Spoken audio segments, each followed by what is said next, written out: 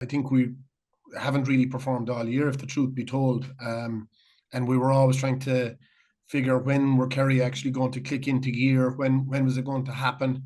And I suppose in the Munster campaign in particular, and the group we were in, I suppose the games that we were playing, there were games that Kerry were expected to win. So there was no real test put on Kerry during the course of the year. And it wasn't until the All Ireland semi-final game against Armagh where, then we were really tested, especially in the second half. And ultimately we were found wanting, which is very disappointing because if you're looking at the championship and if you're looking at, say, Kerry being or Dublin being knocked out, although Kerry would always love to be the team to knock Dublin out, but that wasn't the case. But Galway were the team to do it. But you'd have expected Kerry to push on, and unfortunately that didn't happen. You can put your finger on a lot of things. Why didn't it happen? Um, you'd wonder, is the panel of players, with the exception of two or three exceptional players, is the panel of players there available, worthy enough of winning an All Ireland? And I don't think it is at the moment. I think we're probably short two or three players to get us that major trophy, that Sam Maguire Cup, and that ultimately is what you look at Kerry going down the stretch against Armagh. Was there a fitness issue? There probably was. Kerry seemed to be gassed out on their feet, players cramping up. That wasn't the case with Armagh. They seem to be getting stronger and stronger. So certainly that'll have to be looked at. Why was that the case? Was it the type of game we were playing? High intensity game? Could we have?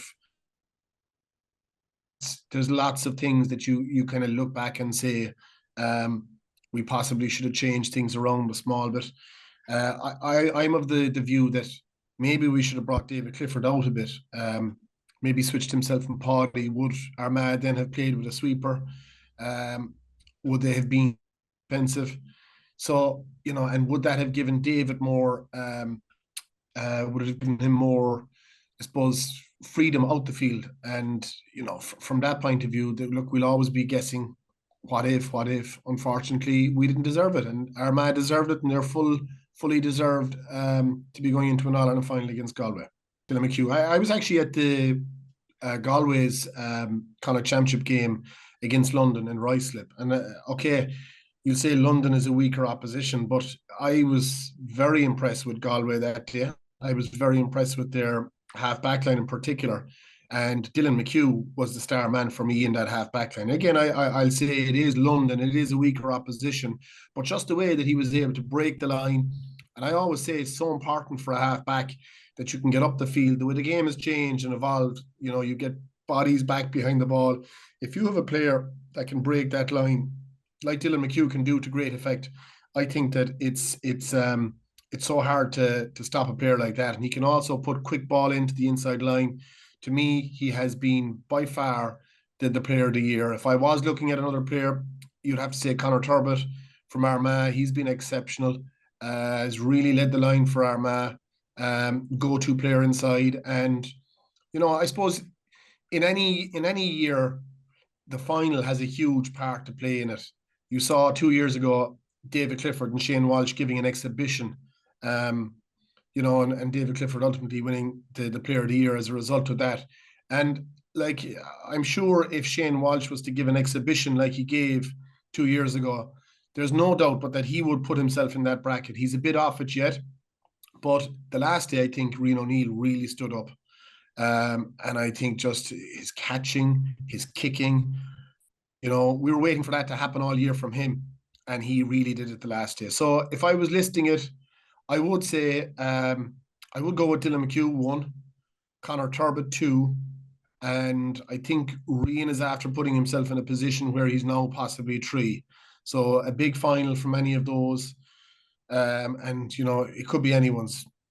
I'm really looking forward to the final. It's such a hard game to call. I've been trying to. Earlier in the week, I was giving the nod to Galway. As the week goes on, I'm kind of half giving the nod to Armagh. I'm looking at the matchups. I think the matchups are going to be fascinating. You're looking at, say, the lead players from Armagh. You're looking at Conor Turbett straight away. Who's going to pick him up? I have a feeling it's going to be Johnny McGrath. I think he's just been outstanding all year. I was at the Galway Derry match in Salt Hill, and I think the job that he did on Shane McGuigan, given the height advantage away that he's giving, I just think he's probably the best inside back in the game at the moment. So I would have him down to Mark Connor Turbot. Then you're looking at Rian O'Neill, who's going to pick him up. It's going to be an interesting one. Chances are maybe Sean Mulcairn might pick him up. But again, it's going to be a really interesting battle there as well. And then on the other side, obviously, you've got Damien Comer, Shane Walsh, all of these. So again, who are you looking at from the Armagh side that's going to pick them up? Or from the Galway side, I should say. So look, interesting battles, Danny. And as the game starts and where the ball is thrown in, we'll all be wondering who's on who, and that's the intriguing bit about it. Midfield as well is going to be an intriguing battle, because you've obviously Paul Conroy, John Maher, who for me has been outstanding all season. I thought he was excellent against Dublin, in particular Brian Fenton, and they're going to really put it up to Niall Grimley in the middle of the field. So I just think that, there's going to be fascinating battles throughout the field, and who's going to win those battles is going to be key. Well, the thing with Galway is, and I've seen this, if you go back 2 years ago in 2022, Comer was the star man in the semi-final against Derry, and then they get to the final against Kerry, and it was Walsh who was the star man, and Comer was that bit quieter because Kerry were set up defensively. So can you imagine if the two of them were to explode on a given day together? And I just think that's what Padraig Joyce is going to have to get out of these two guys in particular, because you look at the Galway forward line, I think they've got match winners in the six players that are playing up front. The other side of it is, on a given day, I think those six players could. Rob Finnerty, Matthew Tierney, any of those fellas. Also in the middle of the field, is Sean Kelly going to be available to them? It's so hard to pick if he will be available or not. If he is available, I mean, what a player to have at Galway's disposal if he is available. And look, if Galway have a fully fit team, if their players perform to the level that we know they're capable of performing, it can be very hard to stop them. But again, there's a lot of ifs in that. Even listening to Kieran McGeeney's interviews, you can hear him how high he holds Kieran. And obviously, from a Kerry point of view, when he was in with us and when he was playing with us, he was very vocal in the dressing room in terms of tactics and leadership, and he brings all of that, and he's going to be a huge influence on these lads in this game, and particularly with players like say Rian O'Neill. If you're looking at a player like Rian O'Neill, who may have been quiet at the start of the year, and as the year has progressed, in particular the Kerry game, the influence he exerted in that game was just phenomenal. And it brought me back to Donaghy in 2014, where he wasn't playing, didn't really have an influence. But then in the 2014 semi-final drawn match against Mayo, he comes off the bench. We're down 4 points. He wins the ball, passes it to James O'Donoghue. Ball is in the back of the net. He can go there and lean on that experience that he's had. And the replay, he was outstanding. And then obviously in the All-Ireland final, and I think he ends up getting an All-Star as well. So look, I'm sure the influence that Donaghy would have to these players is invaluable, and he brings so much to the table there. And Kieran McGeeney is a very lucky man to have him. I suppose, you look back at Rafferty last year, and I suppose the oppositions were always, planning for him because he was such a good player out the field.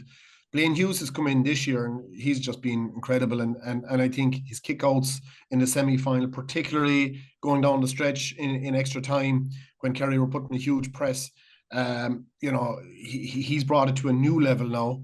But Conor Gleeson has been excellent as well, kicking scores in important games in the Connacht Championship. And also, from general play, he's been excellent. I just went with Blaine Hughes. I think he's brought Armagh to a new level this year. Full back line is a no-brainer for me. Johnny McGrath has to be a shoe-in.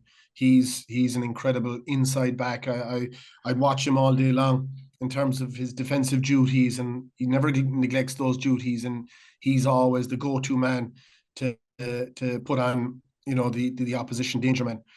Full back, I'd have Aaron McKay. I think he's actually probably going to pick up Damien Comer the next day, but that should be some battle. But I think he's fully deserved of that.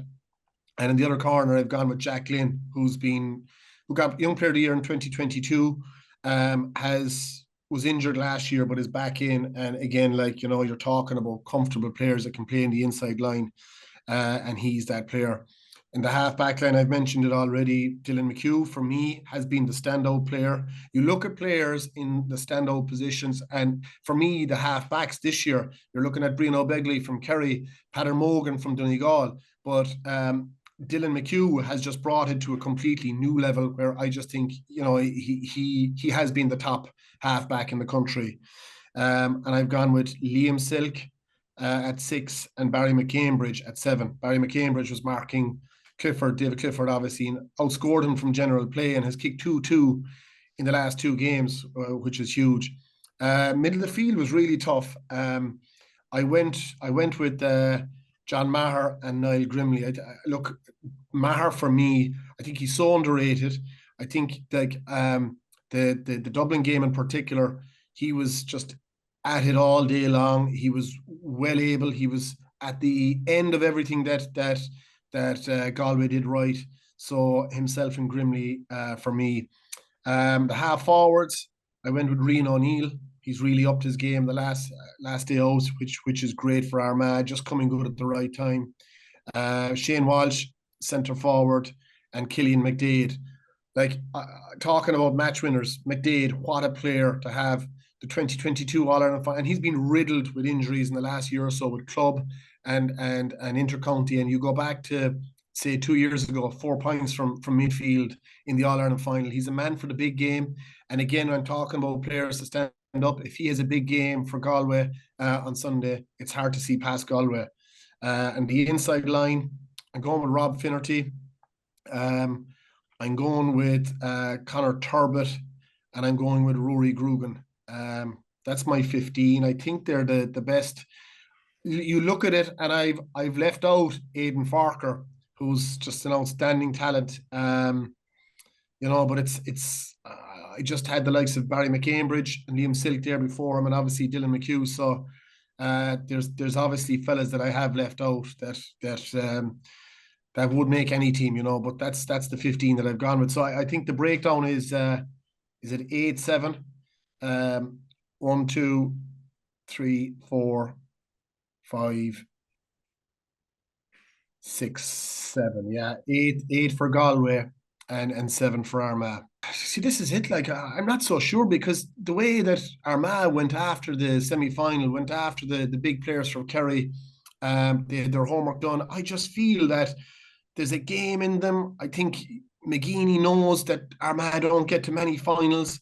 I think that he's going to have these fellas just bouncing out straight out of the traps. And I think if he can contain the Galway forwards, I think he'll feel that he has the tools that can do the job at the back to keep these fellas quiet. Yes, if Galway perform, if the two teams perform to the way they're able to perform, I would possibly just slightly give Galway the nudge. But I just feel that McGeeney has these fellas eating out of the palm of his hand, and I just think that there's something in these Armagh boys that they might just get over the line on Sunday.